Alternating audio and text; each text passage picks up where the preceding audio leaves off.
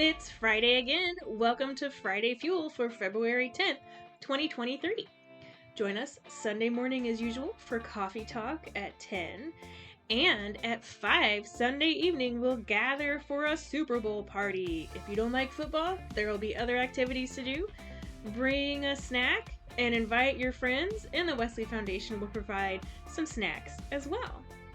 Come by the food court in the Union on Tuesday between 10 a.m. and 1 p.m. and pick up some Valentine's goodies and take some time to relieve some stress at our table outside the food court that day.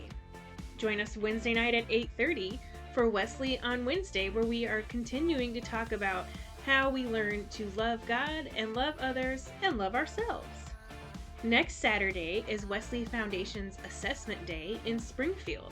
If you can attend and you'd like to come and meet with other Wesley Foundation students from around the state, do a service project, and talk a little bit to the assessment team about your experience of EIU Wesley Foundation, let Betsy know. We'll leave at 8:30 in the morning and return home by 4:30 in the afternoon. And don't forget, you can join us for our spring break trip. The Sunday night through Wednesday of spring break, we'll be going to Carbondale, where we'll stay at Little Grassy United Methodist Camp. We'll spend some time helping out with projects at camp. We'll also volunteer at 2 different soup kitchens and at animal shelter and see what else we can find to do while we're down there. So join us for some time to get away and to do something good for the world. You can let Betsy know if you're interested in going. And now here's some fuel for your Friday.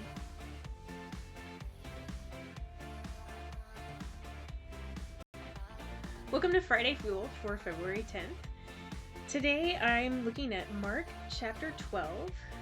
We're talking about Jesus' conversation with one of the legal experts about what is the most important command on Wednesday nights right now. But I was just thinking about what else happens in Mark chapter 12. And as Mark really condenses all of Jesus' ministry into the shortest of the Gospels, so there's a lot going on all the time. So chapter 12 has a parable and conversations that Jesus has with other religious rulers. So at one point, it's in verse 18, Sadducees, who deny that there is a resurrection, came to Jesus and asked, "Teacher, Moses wrote for us that if a man's brother dies, leaving a widow but no children, the brother must marry the widow and raise up children for his brother. Now there were 7 brothers. The first one married a woman. When he died, he left no children. The second married her and died without leaving any children. The third did the same. None of the 7 left any children. Finally, the woman died. At the resurrection, when they all rise up, whose wife will she be? All 7 were married to her." Jesus said to them, "Isn't this the reason you are wrong? Because you don't know either the scriptures or God's power. When people rise from the dead, they won't marry, nor will they be given in marriage. Instead, they will be like God's angels. As for the resurrection from the dead, haven't you read in the scroll from Moses in the passage about the burning bush, how God said to Moses, 'I am the God of Abraham, the God of Isaac, and the God of Jacob'? He isn't the God of the dead, but of the living. You are seriously mistaken."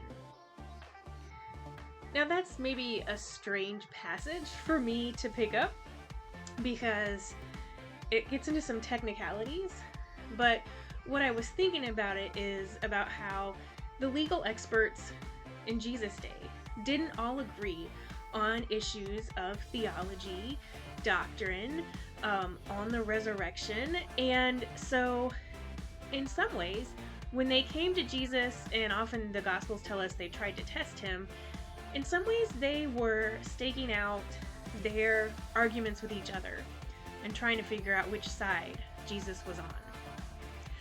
I think often in the life of the church, we just want to take sides. We want to know if you believe the right thing or the wrong thing.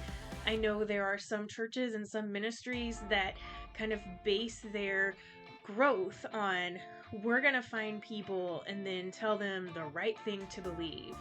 Or we don't really deal with Christians who don't believe the exact same as we do.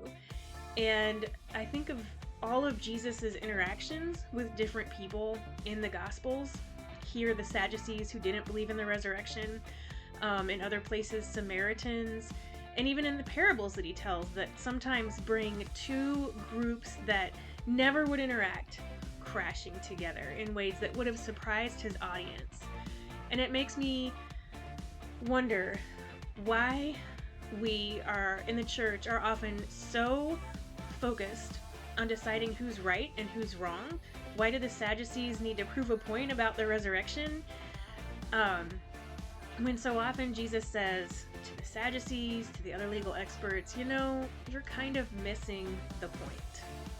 And it's right after this conversation with the Sadducees that some other legal expert comes up to Jesus and asks him what is the greatest command. And in this particular moment, the exchange that he has with Jesus actually leads Jesus to say, "You're not far from the kingdom of God." Like, that one legal expert actually kind of gets it, knows that what matters more than rituals and rules is loving God with all that you are and loving your neighbor as yourself. That all he'd ever been taught actually really led to those conclusions, not something else.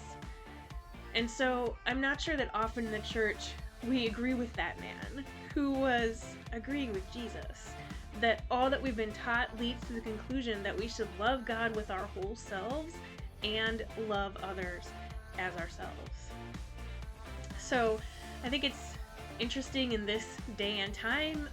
In the United Methodist Church, there's a lot of splintering that's going on. There's argument, as there has been in the church since it began, right? And even before the church began here with the religious leaders in the Jewish faith at the time.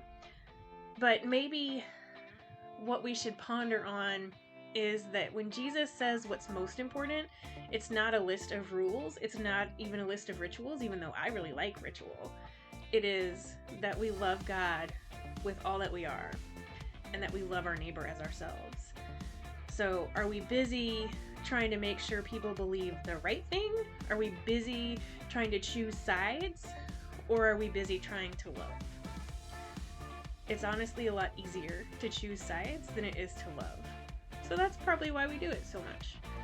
But this week, especially with Valentine's coming up, let's think about more ways that we can love God and others, and ourselves too.